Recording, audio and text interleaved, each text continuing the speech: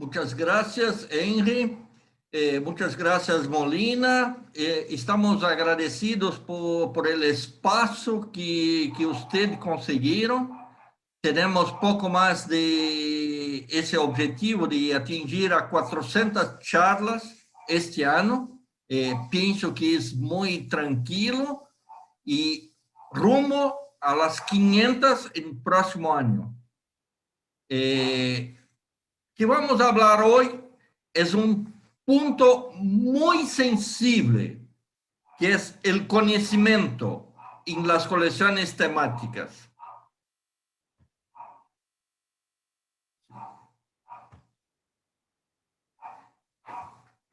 El conocimiento, como todos sabes, presupone un estudo en profundidad.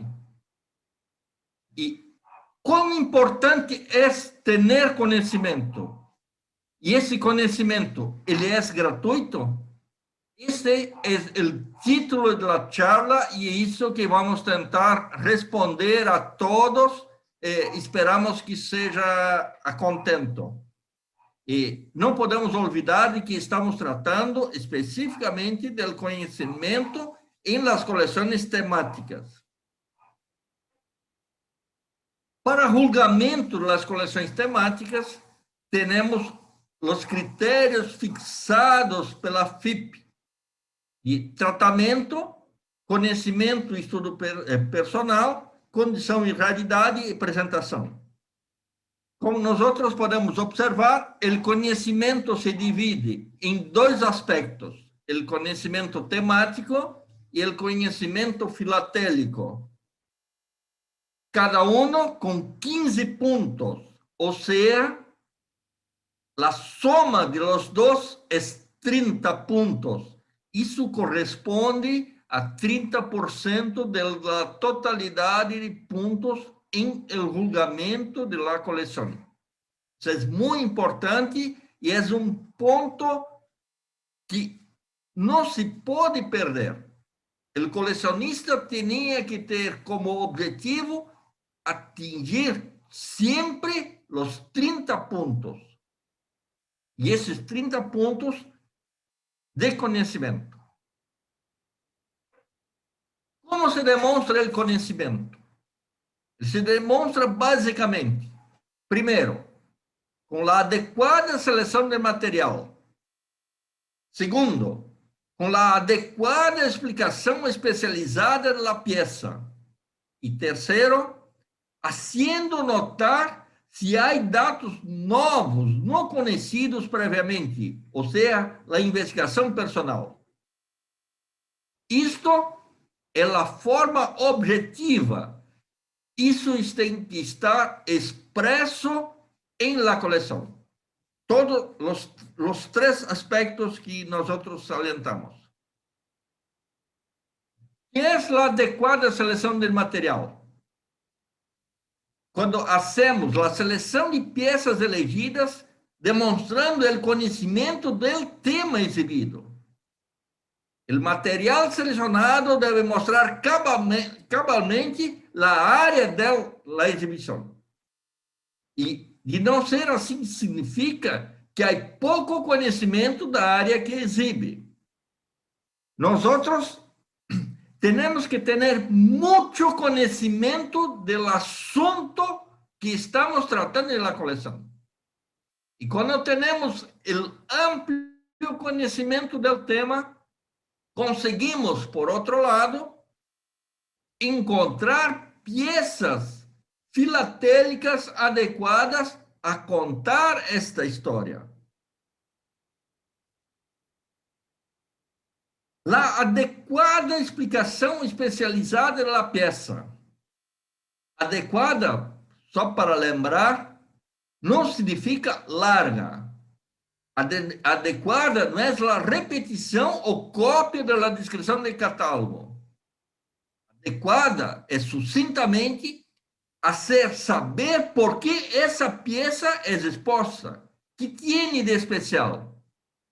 E mira, esta explicação especializada da peça se aplica a todas as formas de colecionismo, tanto las colecciones tradicionales como de história postal, aerofilatelia, enteros postales, fiscales e incluso temáticas.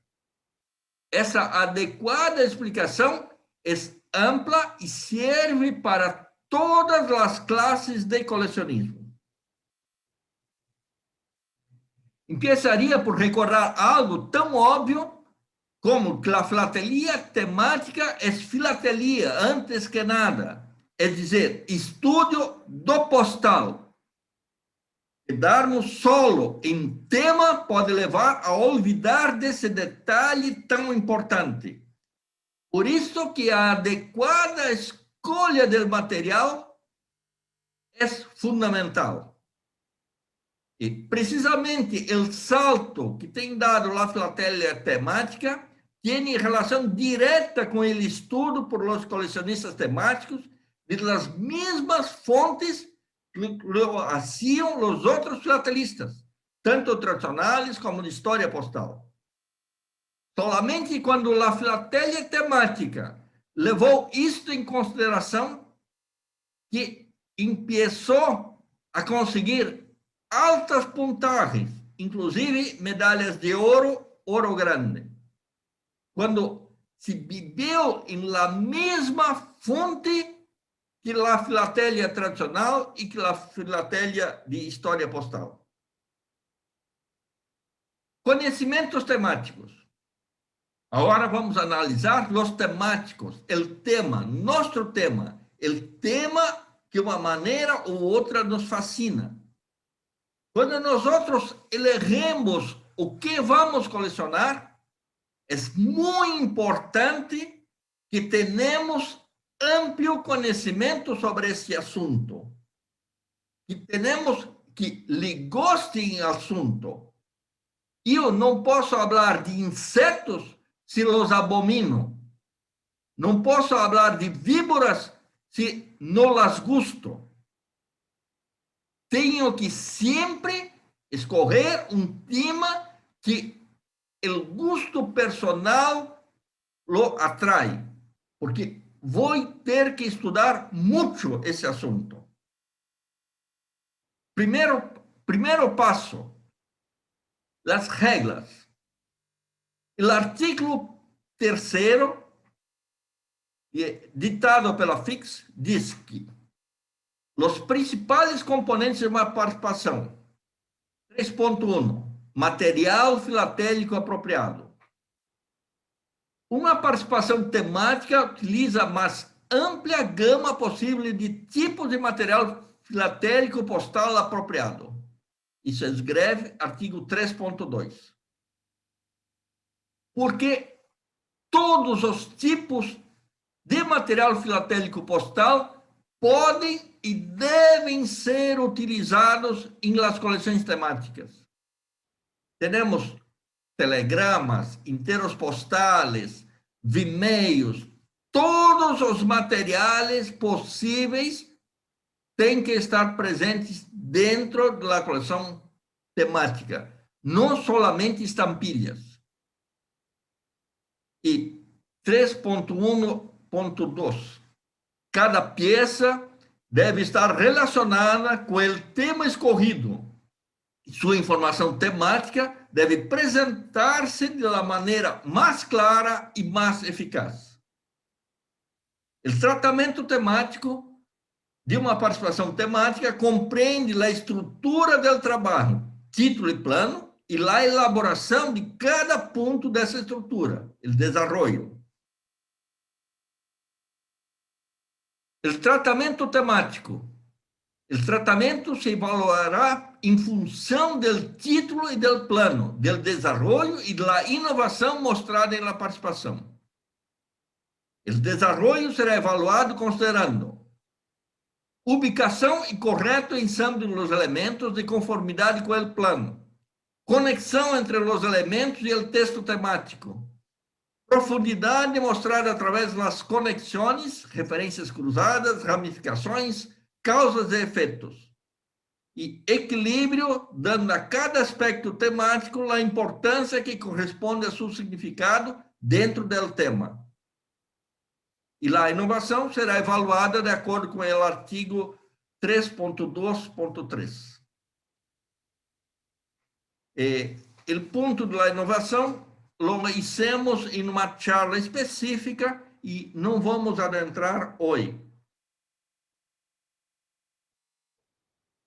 Visto o anterior, podemos fixar que os regulamentos falam de que uma participação de nossa exibição é o conhecimento temático, de como o tema é tratado. Sim, que se queremos melhorar uma coleção, temos que aprender muito sobre ela. Ver se nossa informação temática é a mais correta, a adequada, a equilibrada, a inovadora. Isto é fundamental. Nós temos que ter um conhecimento muito profundo do tema da participação. As diretrizes para a avaliação das participações temáticas também incidem nesse conhecimento temático, em seu artigo 3º, Princípios para a composição da participação, onde se diz que a informação temática pode derivar-se, 1, diretamente do motivo da emissão, ou seu uso, ou do dibujo da peça, ou indiretamente, como resultado de uma análise mais profunda que permite a utilização de peças que, à primeira vista, não mostram nenhuma relação com o tema. Isto é fundamental. Mira, em uma coleção, por exemplo, em uma coleção de scouts, posso falar sobre o fogo, uma fogueira, quando estão os escoteiros que fazem uma reunião em volta do fogo. Portanto, se há uma estampilha ou há uma peça mostrando uma fogueira, não necessariamente é uma peça de scout. Não precisa necessariamente ter um scout presente nessa peça. Basta ter a fogueira, que é o ponto que estamos falando, o fogo. Isso como exemplo. Por lo tanto, pode obter-se informação temática do motivo da emissão. As emissões devidas a cambios nas situações políticas, as emissões que documentam um período particular e, además, de la ilustração principal, de la ilustração secundária da peça, do texto, o estilo artístico da ilustração e outras peculiaridades similares que encontramos tanto na estampilha como em outras peças, inteiros postais, telegramas, e-mails, mataselos. Todas essas informações são possíveis de ser obtidas em participações temáticas. Outros conselhos.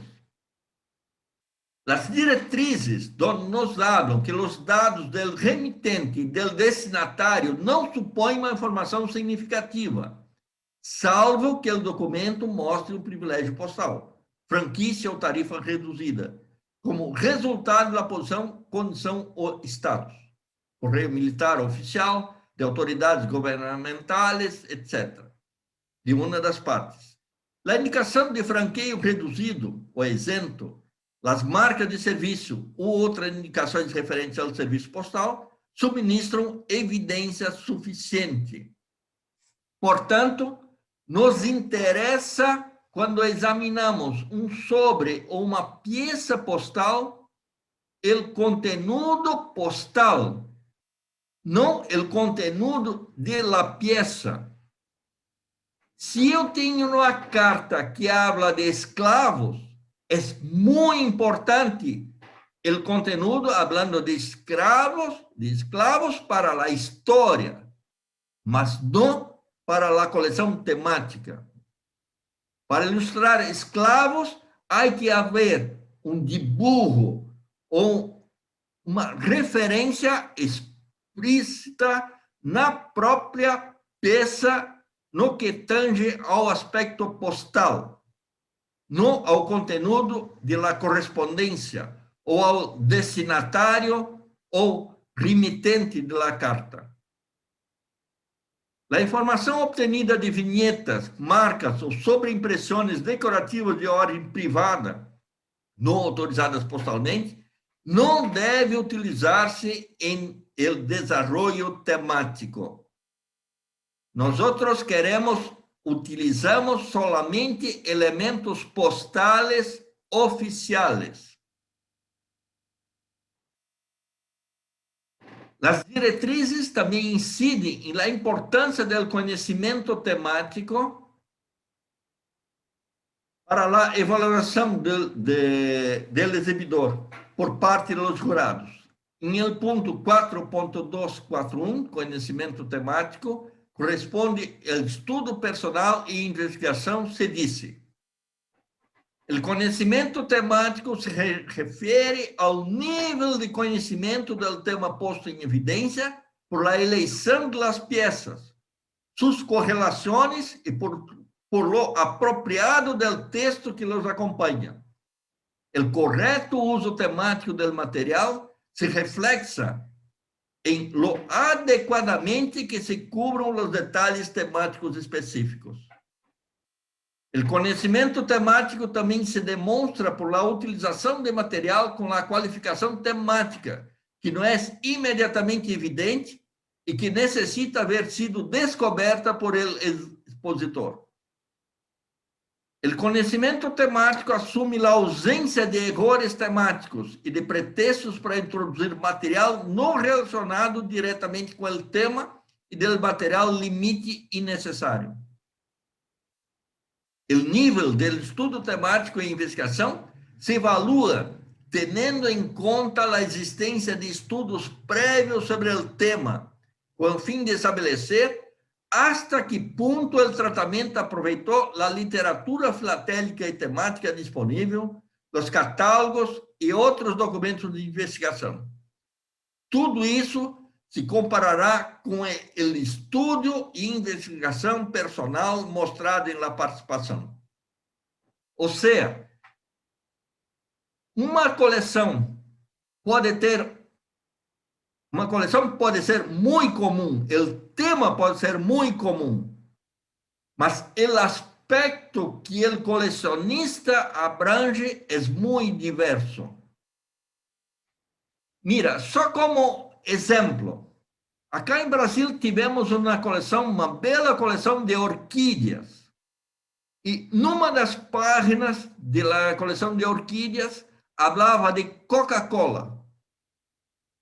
Porque o colecionista estava mirando uma reportagem sobre África, e na África se relatava o problema de venda de vanila para a fábrica de Coca-Cola.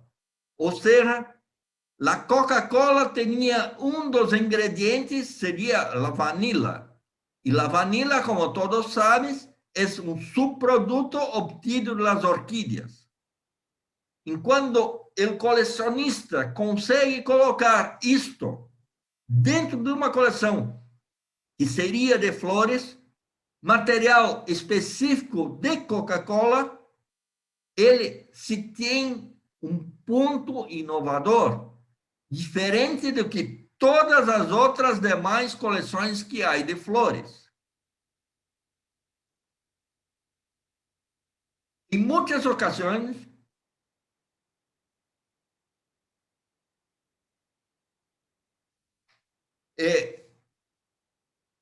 se encontra a desculpa de que o colecionista não tem material suficiente para chegar aos 5 quadros. Isto ocorre, em geral, por não ter suficientes dados do assunto retratado na coleção temática. Ou seja, o colecionista não se vem a profundizar em el tema elegido.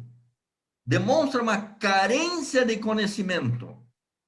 E, por isso, leva a plano flojo ou curto, ou a flojo desenvolvimento. Isto é reflexo direto da coleção. Quanto mais informação tenhamos, más se enriquecerá el plan, por lo tendrá una mayor amplitud y posibilidades de ampliarlo. Nos proporcionará un desarrollo más profundo y aspectos originales en un tema a tratar. Por lo tanto, la investigación temática requiere leer libros, revistas, artículos de prensa, catálogos, páginas web, etc. Nunca cogeremos um solo livro e, a partir deste livro, fazer um plano. Outro erro que se só comete a menudo é fazer o plano a partir do material filatélico que possuímos. Isto, consequentemente, nos vai dar um plano curto e flojo, lo que, ao mesmo tempo, teremos um desenvolvimento flojo e perderemos a possibilidade de ampliá-lo com elementos originais.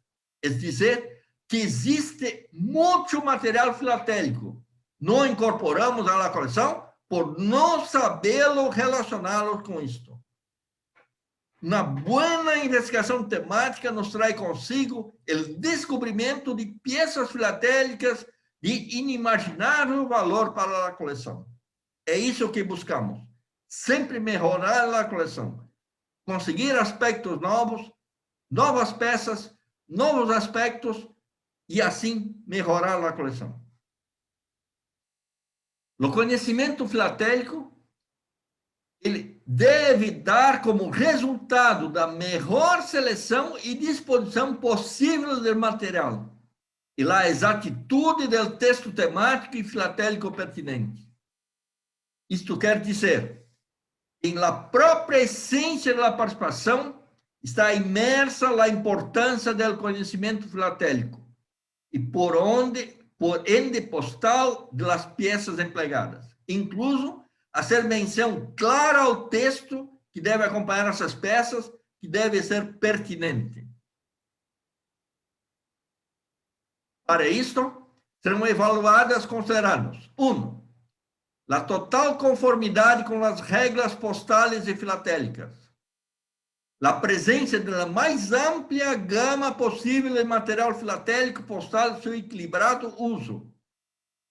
O adequado dos documentos postais. O apropriado e correto do texto filatélico, quando seja necessário, e a presença de estudos filatélicos e utilização adequada do material filatélico importante. Os erros mais comuns em las coleções temáticas é uso muito largo de um só tipo de material. Em geral, as estampilhas.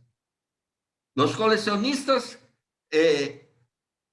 optam por colocar muitas estampilhas em uma hoja e se olvidam de que há necessidade de ter material filatélico postal diverso.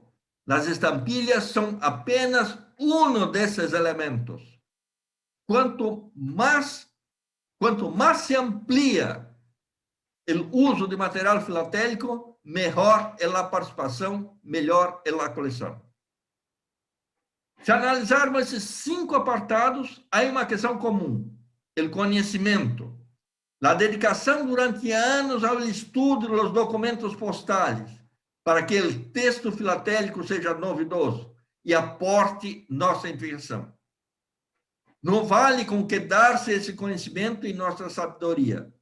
Há que demonstrá-lo expressamente em nossa exibição e fazê-lo ver ao jurado que nossos conhecimentos são amplos, que dominamos as regras postais, as tarifas, as marcas pré-filatélicas, os encaminhadores, etc.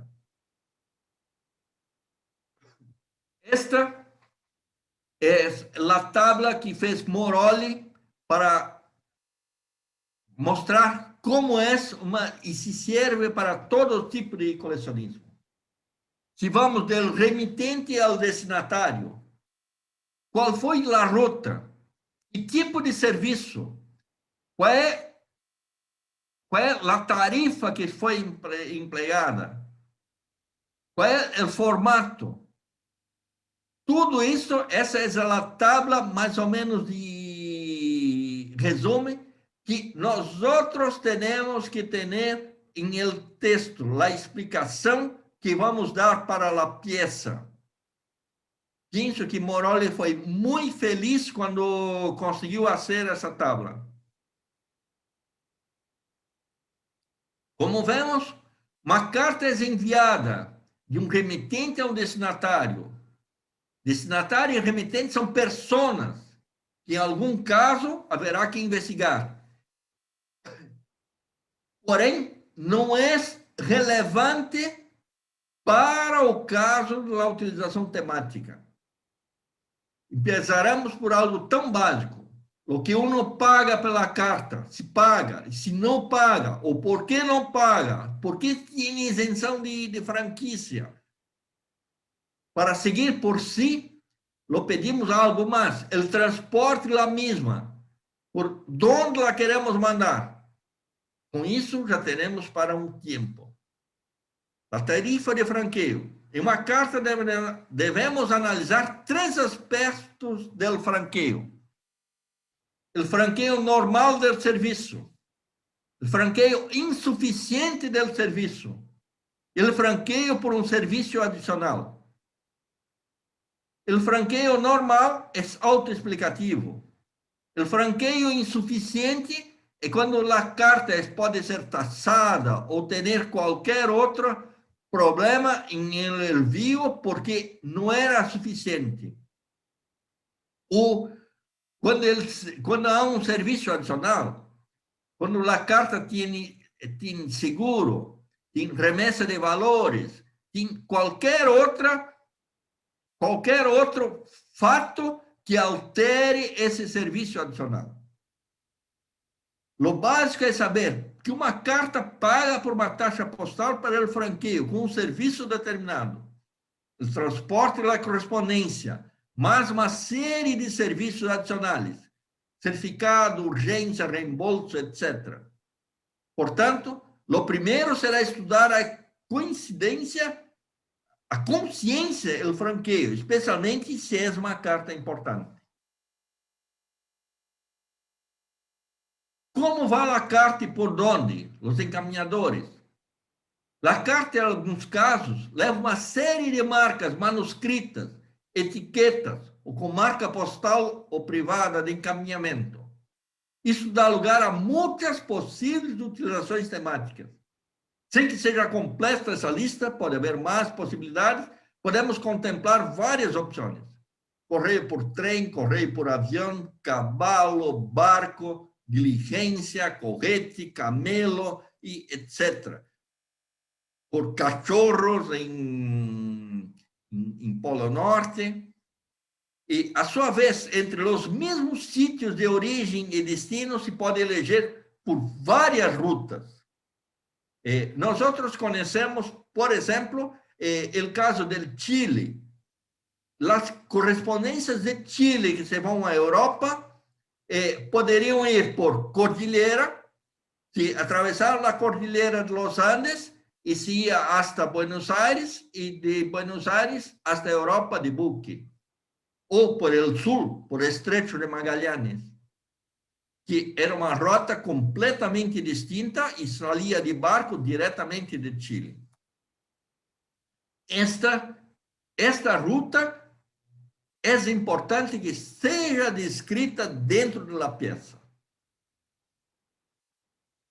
Tipo de material postal que podemos. Então, elementos de franqueio, selos, carnês de selos, enteros postais, franqueios mecânicos, etiquetas autoadesivas emitidas por ordenador, etiquetas de máquinas dispensadoras, framas, etc. E suas modificações, reimpressões, sobrecargas, perfurados. Sem embargo, as modificações não devem incluir-se se essa modificação interfere com o tema original. Por exemplo, haciendo que deixe de ser visível. Nesse caso, essas peças se poderiam utilizar para o tema ou temas que estivessem relacionados com a modificação.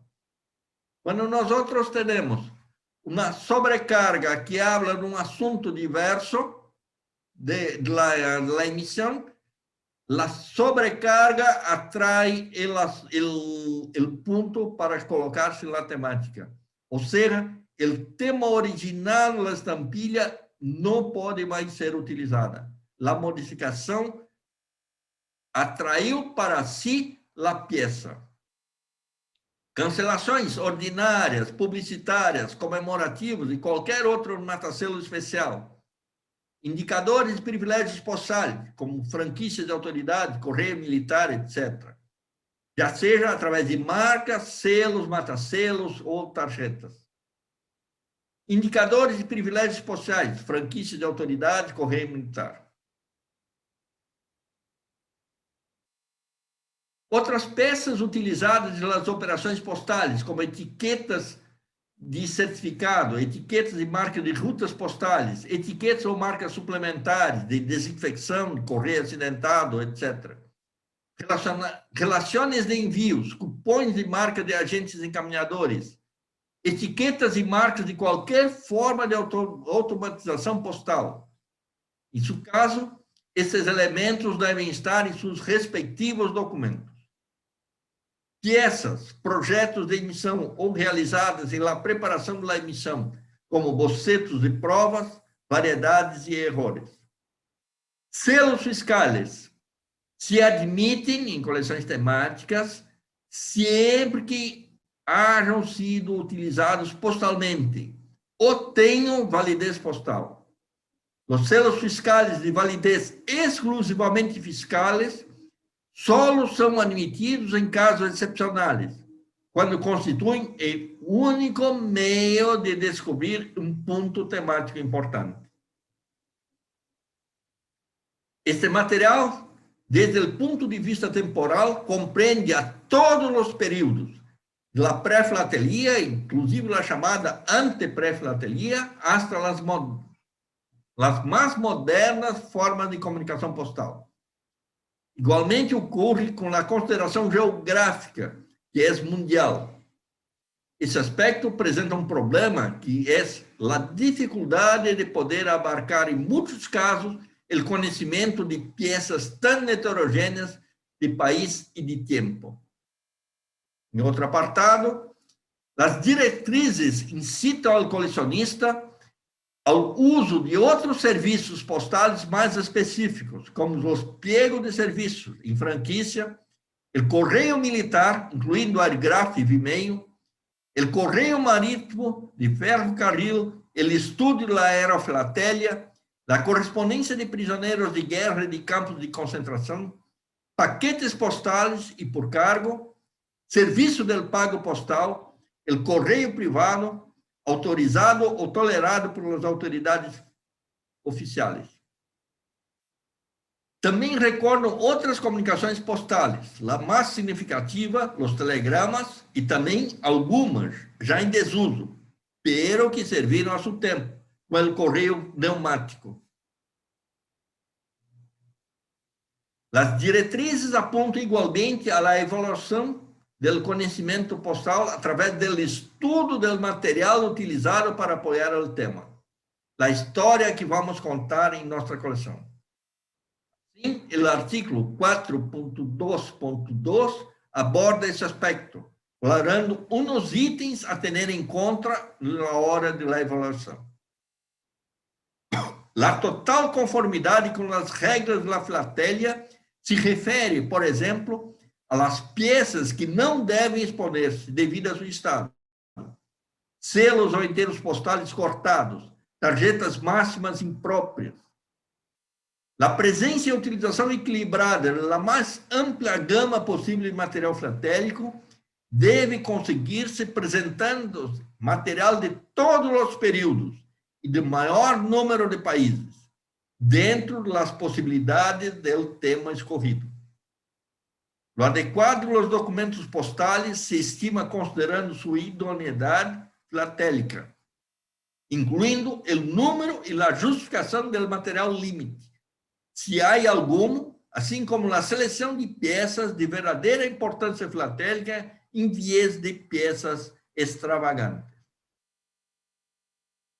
O estudo filatélico personal se demonstra pela presença de material que não tenha sido todavia investigado para esse tema, ou sobre ele que tenha havido muito pouca investigação. Se refere a uma área inusual de colecionismo. Estudos filatélicos apresentando um verdadeiro e bem documentado análise filatélica em profundidade, que não são uma simples escusa para mostrar uma acumulação de más peças sem nenhum fundamento filatélico sério.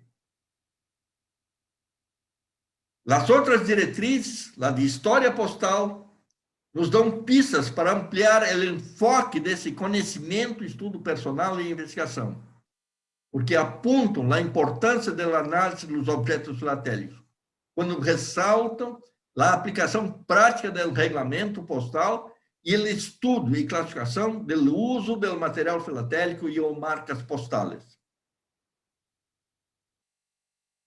Em uma coleção temática, o conhecimento e a investigação são determinantes. O conhecimento filatélico tradicional, características físicas e peculiaridades de cada peça. Conhecimento filatélico histórico postal, em 2 dimensões. Usos postales das peças e, mais importante, o contexto histórico postal e as peças derivadas. Conhecimento do tema, importância da bibliografia temática, e tudo isso ao mesmo tempo.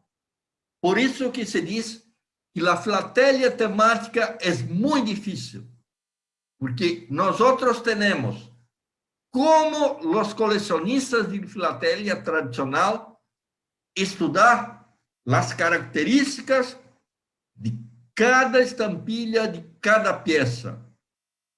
Como os colecionistas de história postal, ter la ampla conhecimento sobre a peça, sobre e descrever corretamente. E, sobretudo, ter conhecimento do tema para poder contar nossa história, ter um hilo condutor que vai da primeira hasta a última hoja da coleção, contando a história, agregando, portanto, tudo que tem de la filatelia tradicional, tudo que tem de la história postal, tudo que tem de aerofilatelia, tudo que tem los enteros postales. Nós outros temáticos somos muito valentes, temos que estudar muito. E estudar muito não é grátis. Nós outros temos que investir em literatura, temos que ter muito tempo para poder fazer uma boa coleção. E solamente isso, este suor, este nosso sangue que utilizamos em nossas coleções, conseguimos fazer uma boa participação. É isso que queremos. Muchas gracias. Muchas gracias a ti, Luis Claudio, muy interesante. Muchas gracias. Muy lindo, Fritz, felicitaciones. Muy lindo, ¿eh? Yep.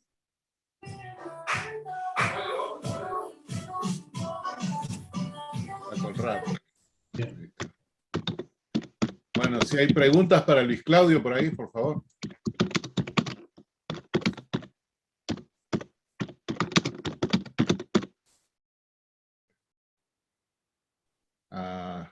No veo ninguna, pero Fritz, yo voy a empezar con una.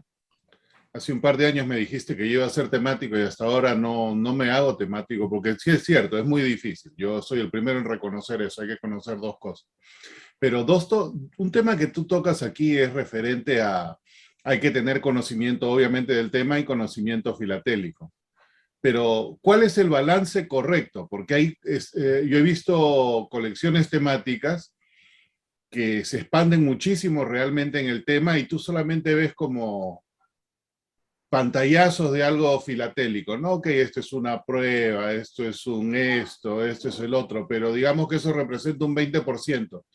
Y ese tipo de colecciones son las que generalmente tienen mejores premios.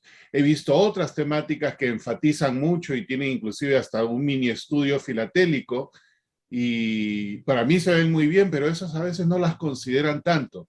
Entonces, desde tu punto de vista como jurado y como temático, ¿cuál es el balance correcto? El equilibrio. Una colección temática hay que ser una colección equilibrada. Hay que tener mucho material, mucha diversidad de material y mucho estudio sobre todas las piezas, sobre todo. ¿Cómo usted hace en una colección de historia postal? Es inconcebible una colección de historia postal sin tener una legenda filatélica, sin tener la explicación de cada pieza. En la colección temática es lo mismo. Essa explicação tem que estar adentrada dentro da história que está contando. Por isso que é difícil ter, porque uma coleção, em geral, uma coleção de história postal é uma coleção que se vai ou por uma ruta ou por algo, um assunto específico, mas, em geral, por ordem cronológica. Ajá. La colección temática no es por orden cronológica. Yo estoy contando la historia y las piezas sirven para ilustrar esta historia que estoy contando. Por tanto, el asunto retratado es muy importante. Y hay que tener un equilibrio entre los dos aspectos. Não posso transformar minha coleção temática em uma coleção de história postal. Nem de história postal em temática. Então, há que ter esse equilíbrio. Ok. ¿Y ese equilibrio es 50-50 o varía? A tu criterio. Não, equilíbrio. Ok. O que é esse equilíbrio é um outro...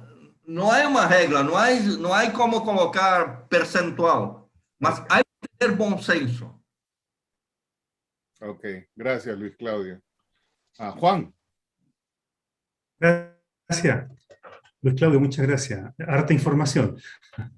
Es como para escuchar después tu charla de nuevo. Me gustaría si me pudieses dar un ejemplo cuando hablaste de que un sello, cuando es sobrecargado, modificado, en el fondo da la impresión de que ya pierde su sentido temático. Muy bien, si me puedes dar un ejemplo de esa parte que tú mencionaste. No sé si me di a entender con la pregunta. Mira, eso. Por ejemplo, hay una estampilla de un país de África que trata de un animal. Este país se tornó independiente. Y ahí se coloca una sobrecarga diciendo, país independiente, fecha tal. ¿Qué tenemos? La estampilla es válida. Esa sobrecarga es válida. Mas la estampilla original trata de un animal. Entra en las colecciones de animales. La sobrecarga no entra en la colección de animales. Entra en la... Puede hablar de historia, de independencia o de cualquier que sea.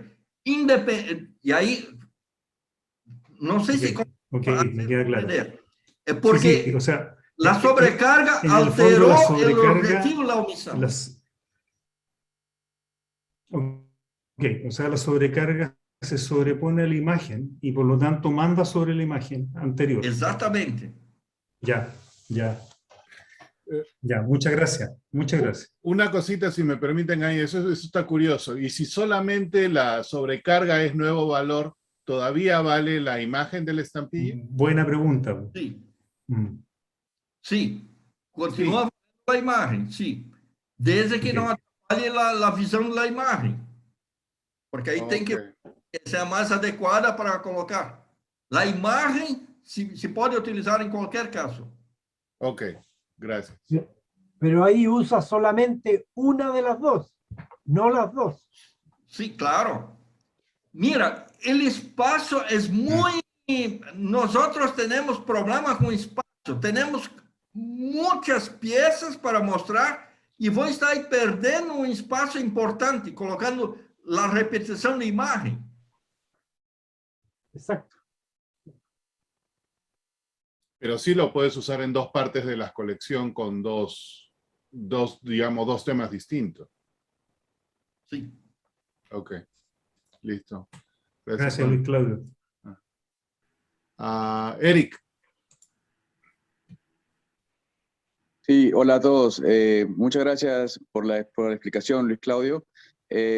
Una pregunta que tengo es, ¿cuándo decidir si hacer solamente un marco o hacer más de un marco? En algún caso, para un tema que puede dar para más de un marco, el hacer solamente un marco juega en contra. Esa es una pregunta. La otra pregunta es, hay una tentación por tener mucho material en cada hoja. ¿Hasta qué punto es mejor tener hojas con menos material, pero con más explicación, por ejemplo, ¿no? O con más espacio en blanco para que las cosas que hayan estén más resaltadas? ¿O está bien tener mucho material por cada hoja? Ok, vamos por parte.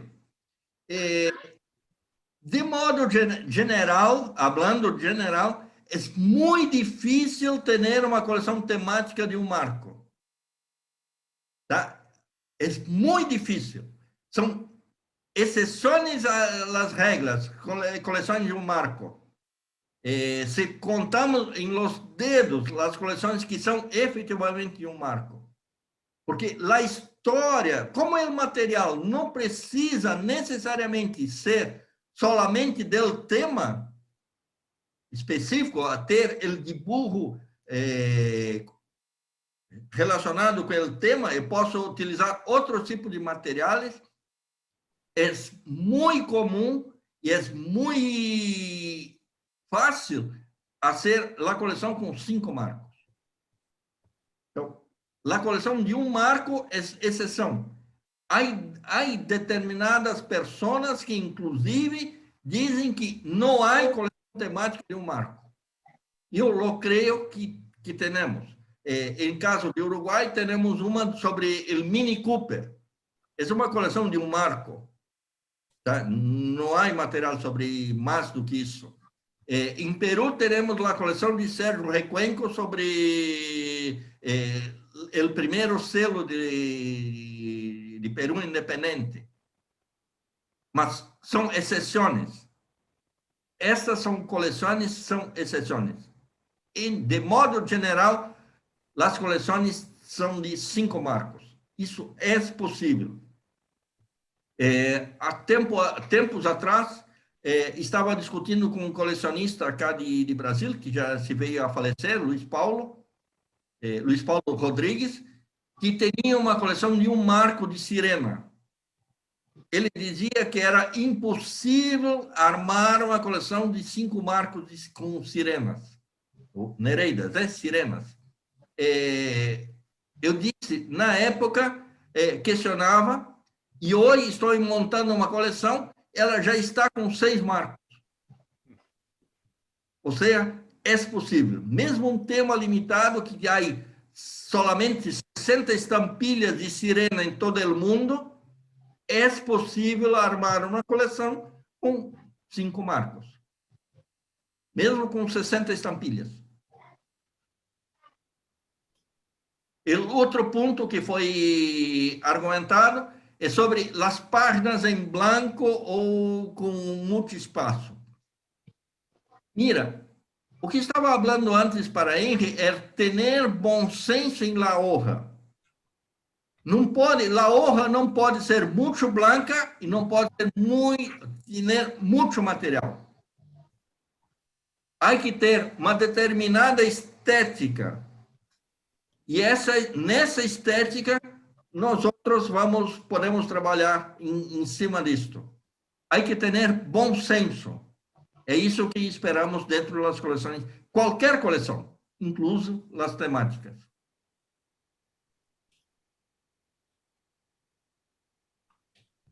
Gracias, Luis Claudio. Heiner. Fritzen, En el caso mío, en mi colección de Tintín, es de un marco, porque no da para más. Está diciendo que sí se puede. En Tintín, imposible. No hay material para hacer 5 marcos. Mira, ¿cuánto material usted tiene de unicornio? ¿Cuánto tiene la cosa? ¿Cuánto tiene de África cuando se va para África?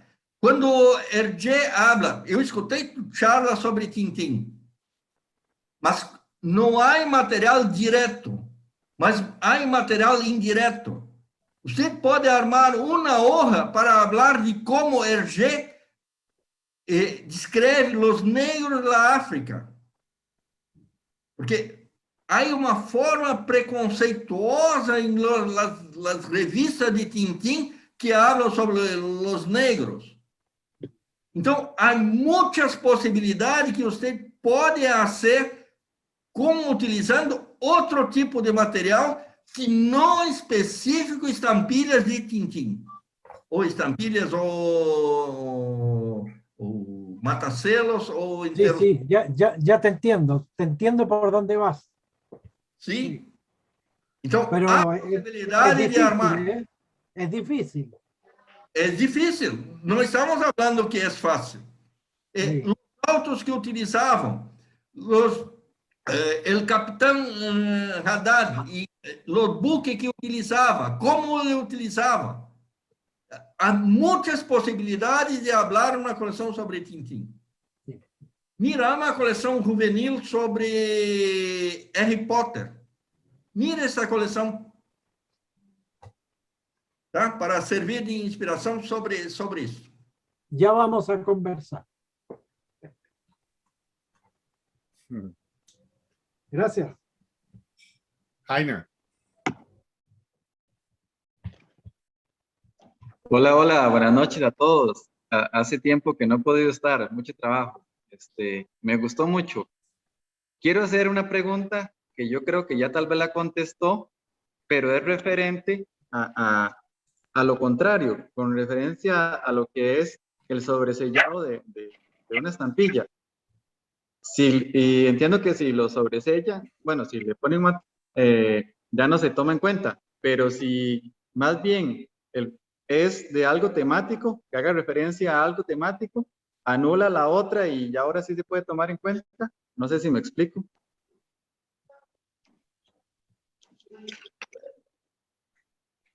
La cuestión es cuando la sobrecarga se altera el propósito de la emisión postal. Y ese es el punto. Y ahí, esta sobrecarga atrae el asunto. Mira, fue muy común en 1969 haber sobrecarga sobre el pozo de la Apolo y la Luna. Hay varios países que tenían sobrecarga con estampilhas diversas. Então, quando tem uma coleção de Luna ou de exploração espacial, essa sobrecarga se pode utilizar. E não... Entende? E aí se alterou o propósito da emissão. Esse é o ponto que estava salientando. E é um erro colocar... por exemplo, você tinha um animal qualquer e com a sobrecarga sobre o pouso da Luna, é um erro colocar essa sobrecarga em uma coleção de animais. Perfecto, perfecto. Muchas gracias, muy amable. Sebastián.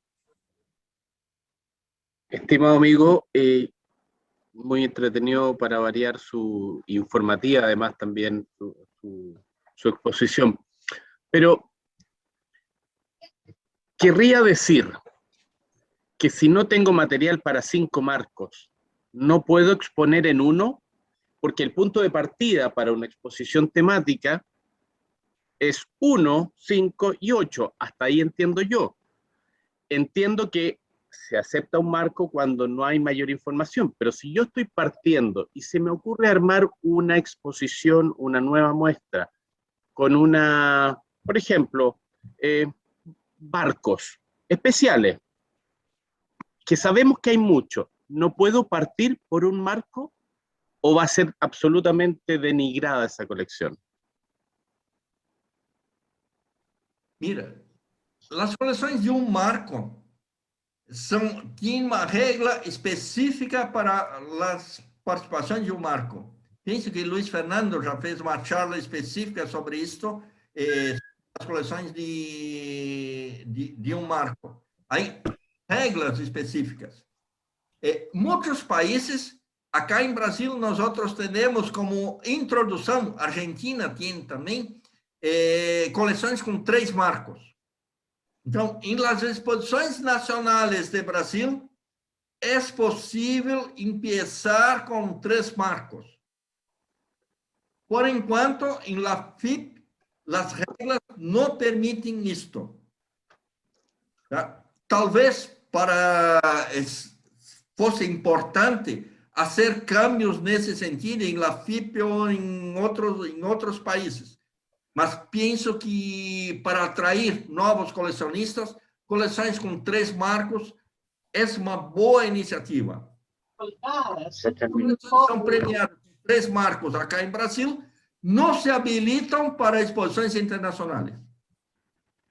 Por lo que entiendo, son solamente, serían aceptadas localmente de acuerdo a las normativas de cada país.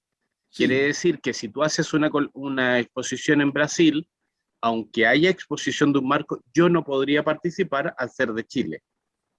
Sí, exacto. Error, pero ok. Sí, mas isto são regras. Agora, nada impede em Chile se hace também esses câmbios em las exposições nacionais, se permite fazer coleções de 3 marcos. Isso é possível. Sí, Fritzen. Gracias. ¿Sí? Listo.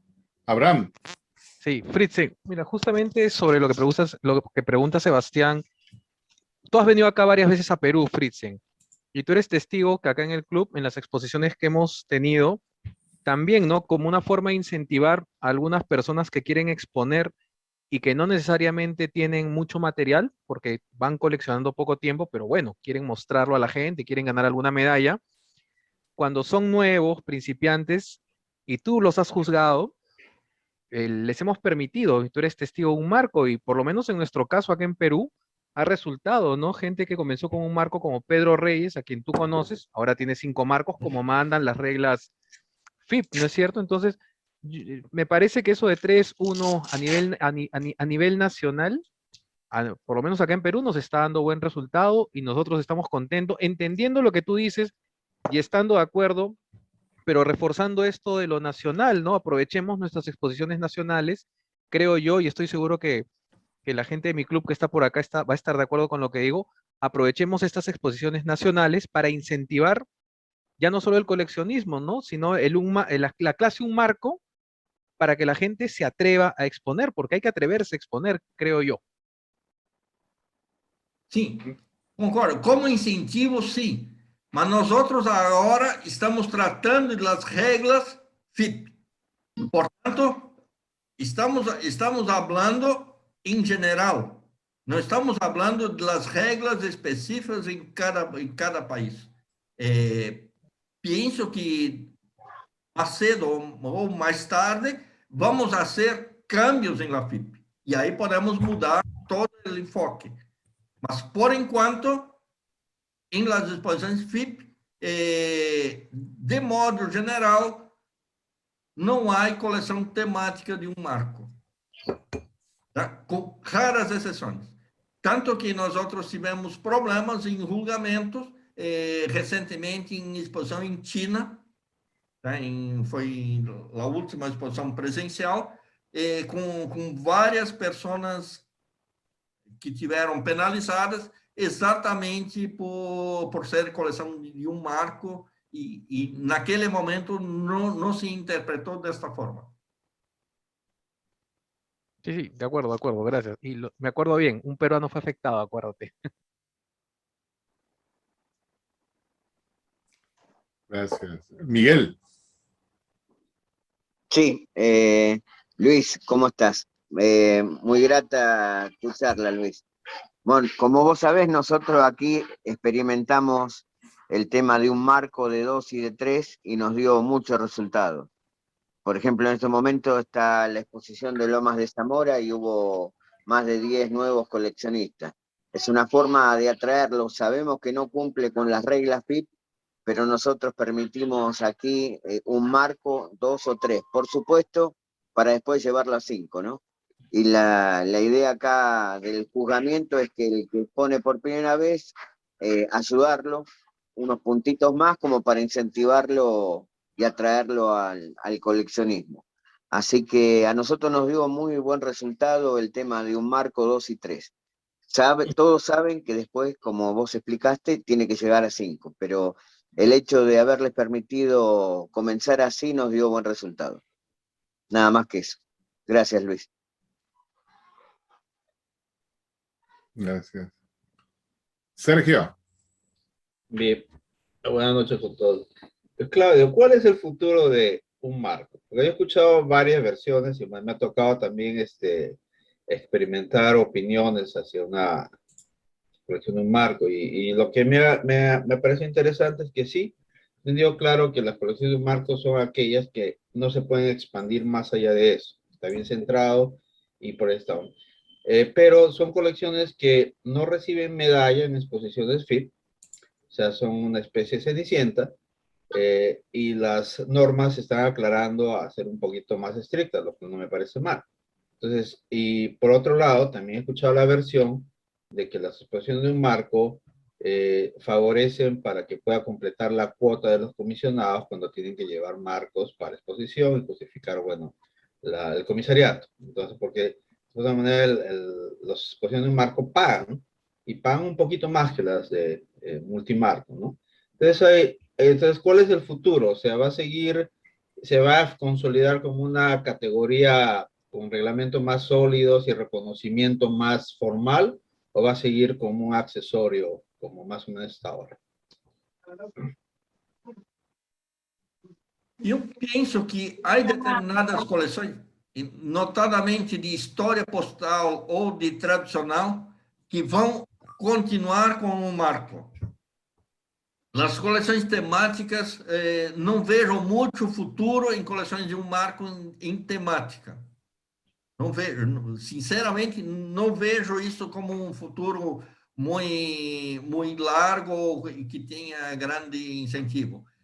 Penso que, como é uma categoria nova, há muito que melhorar, muito que aprimorar, e isso está sendo discutido. Em frequentes congressos da FIP estão discutindo esses pontos. Penso que no futuro não temos uma bola de cristal, não temos como fazer, mas é muito difícil de suprimir isto agora.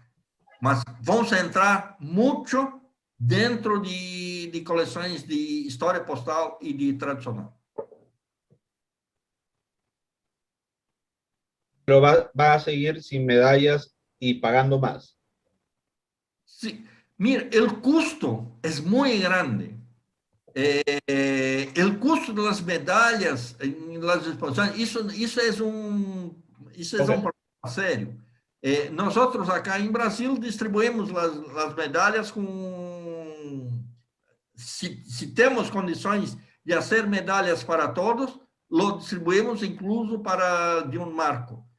Mas el custo para el comité organizador es muy grande. Então, nem sempre é possível fazer isto.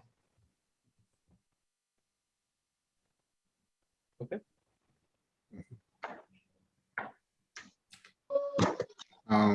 Luis Fernando. Gracias, Henry. Gracias, Luis Claudio. Abrís espacios para conversar bastante.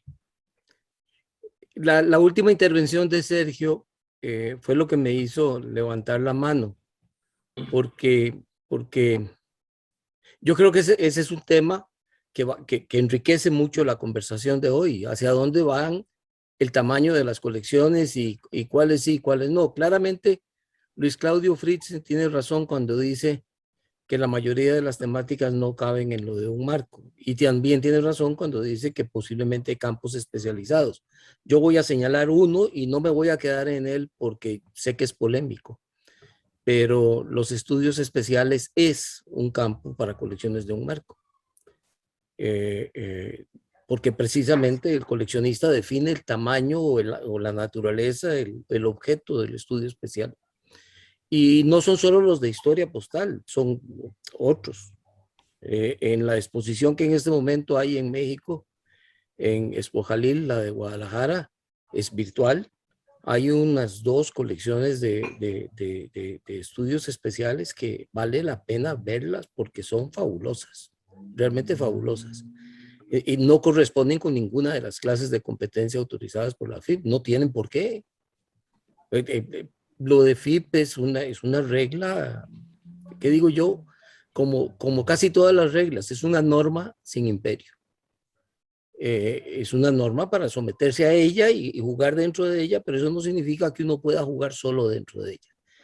En relación con la pregunta de Sergio y la respuesta de Luis Claudio, CAPEX, que es una exposición muy grande que tendrá lugar en junio del año entrante en Canadá, en Toronto, dedicada solo a colecciones de un marco, va a ser de alguna manera la prueba de fuego en relación con esto. Yo creo que la pregunta de Sergio Recuenco es muy valedera, pero está planteada solo como 9 meses antes del momento más rico para tratar de contestarla, porque va a ser después de junio en Toronto cuando vamos a poder ver cuál es el verdadero futuro de las colecciones de un marco.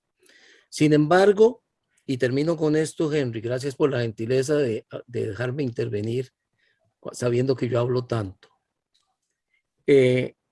Termino con esto. Aquí en Costa Rica nosotros hemos venido hablando y hemos venido actuando en relación con las colecciones de un marco en varios términos o por varias razones y en distintas dimensiones. Una de ellas es precisamente los comisarios y los vuelos. Cada vez más será más difícil llevar las colecciones en la mano como a algunos comisarios nos gusta hacerlo. Y como a muchos coleccionistas les gusta que lo hagamos. Eso de que las colecciones vayan en bodega o que no haya ni siquiera espacio en la bodega, porque muchos vuelos están ya vendiendo exageradamente cara la segunda maleta. Entonces, pensar en llevar colecciones de 8 marcos con plásticos pesados, esta es una discusión que teníamos precisamente ayer y hoy en la mañana con Alex Romero, uno de nuestros coleccionistas y que es comisario para Londres. Llevar en condiciones en las que está Londres, llevar las colecciones con los plásticos pesados, con hojas grandes, va a ser una locura. Bueno, esa es una dimensión, pero así como esas hay muchas otras. Sin embargo, sí, el futuro habrá que verlo. Lo de 3 marcos hace años que España viene presionando para que la FIP lo incluya. Pero muy en serio, España ha venido dele y no lo ha logrado. Pero bueno, ahí vamos. El experimento de Miguel es bueno. Me refiero al de Argentina, es bueno. Tener varias de distintos tamaños. La exposición que nosotros acabamos de terminar en San José, había 20 colecciones de un marco y ninguna era temática. Las juveniles sí, pero eso es otra cosa. No las cuento dentro de las 20. Bueno, gracias, Henry. Gracias, Luis Claudio. Gracias. Yo tengo un comentario para todos quienes están más allegados a esto de la FIP, de la FIAP, a los que son jurados y todo eso. Todo evoluciona, ¿no es cierto? Y había una vez una sola clase, que era la clase tradicional. Temática no existía editorial postal, nada. Todo el mundo, por, digamos, el desarrollo y la influencia que tuvieron los coleccionistas y cómo evolucionaron las cosas, empezó a dividir todo. Luis Fernando acaba de mencionar de que un país, España, ha estado presionando para que, digamos, se considere una regla especial, digamos, de 3 marcos. Antes hemos escuchado referente a que cosas fiscales no entran en colecciones temáticas, pero sí, o es un borderline, como les gusta llamar. inclusive de que enteros postales que para muchos de nosotros son enteros postales, así tengan valor cero, tienen un valor, pero no son considerados. Entonces, realmente, ¿cuál es la forma de influir en esos cambios que son evolución natural? Porque me parece a mí que muchas veces eso es solamente la opinión de una persona tratando de tapar el sol con un dedo. Y cuando se mueve la persona, las cosas suceden. Entonces, ¿cómo se puede influenciar el cambio?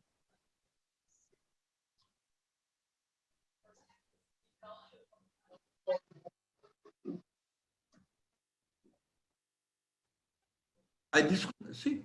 Reinaldo. Reinaldo. Permiso, hay estudios hoy y hay propuestas para que se empiece a tener la aceptación de colecciones con 3 marcos. Ok. Entonces, quizá para mitad de 2022 se puede imaginar a ver la apertura para colección con 3 marcos. ¿Puedo, Henry? Claro, adelante. Es que por dicha está Reinaldo y lo que voy a decir entonces lo va a escuchar directamente. Hay propuestas en muchos casos, en muchos sentidos, en muchas direcciones. Yo creo que una buena parte de ellas tienen que ver con mejoramiento. Los enteros postales que vos acabas de mencionar, Henry, hay todo un planteamiento de tratar de abrir el reglamento de enteros postales para que sea, para que contemple distintos modos culturales y no sea solo la representación de un pequeño grupo de coleccionistas europeos lo que domina los reglamentos de enteros postales.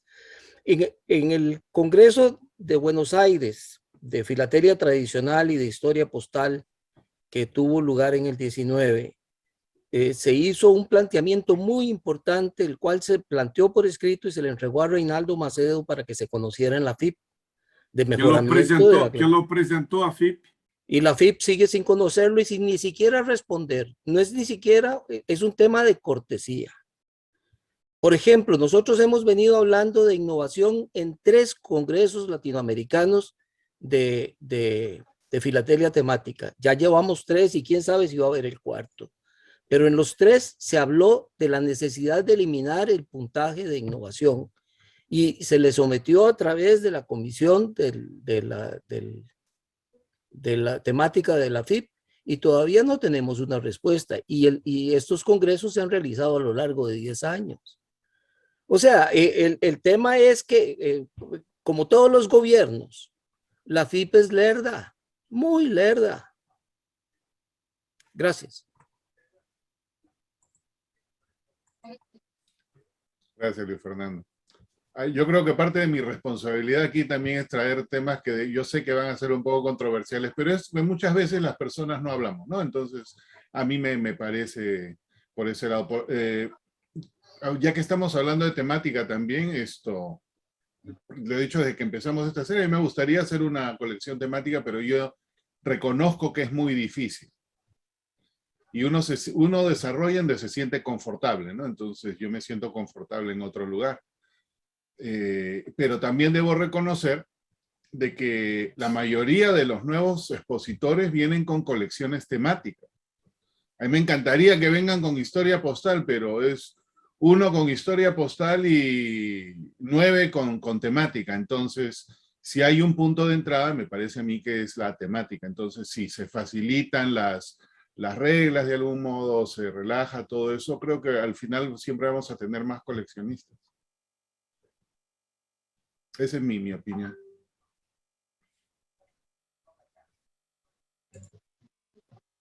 Bueno, sé que hay bastantes temáticos. No sé si habrá alguna otra pregunta, inquietud, comentario. Regaño. Ok, Mauricio. Yo solo quiero hacer un comentario a Luis Claudio. Me gustó mucho tu presentación, entonces es algo que miraré de nuevo una vez que se suba a YouTube, porque sé que hay mucho para aprender en ella. Así que nuevamente, Luis Claudio, felicidades. Gracias, Mauricio. Sí. Listo.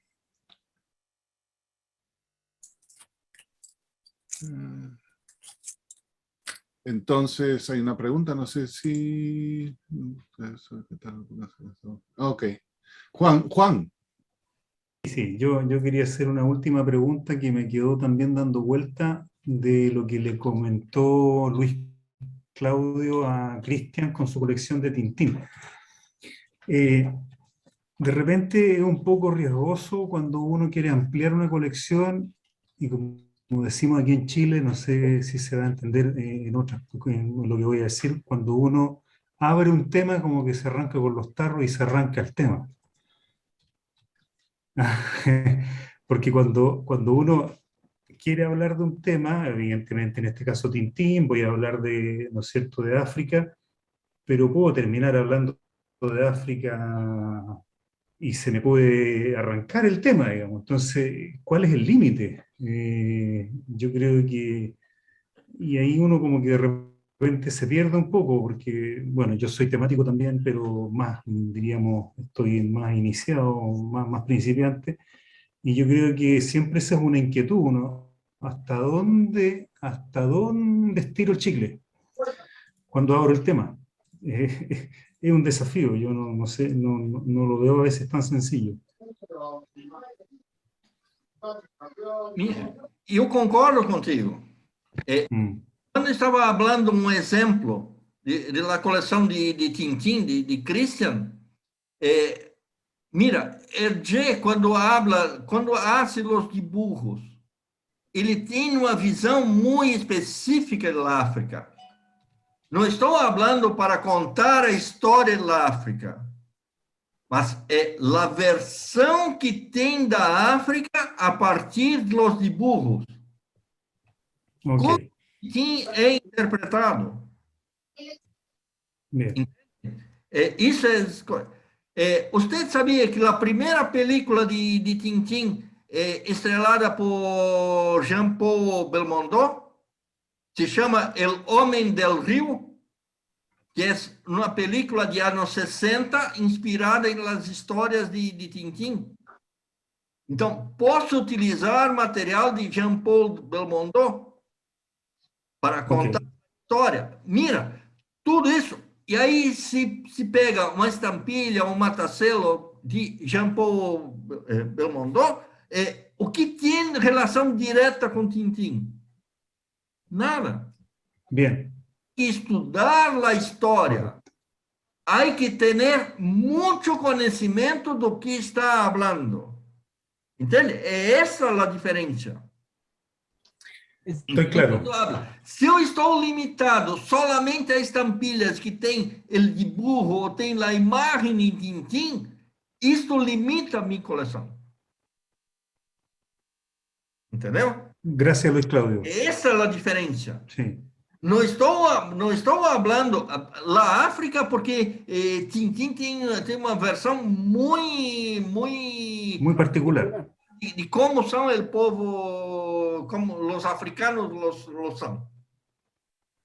Entende? Uma visão muito realista.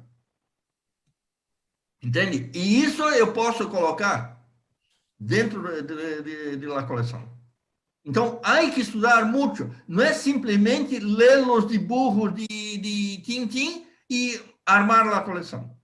Não. Há que estudar muito. Isto que hablamos como o conhecimento temático. Fantasía, mucha fantasía. Sí, exatamente. Gracias. Gracias, Luis Claudio. Muchas gracias. Bueno. No, me quedó súper claro. Muchas gracias. Listo. Con eso entonces, Luis Claudio y todos quienes participaron, gracias por continuar con las charlas y educándonos en estos temas interesantes. Y el día de mañana...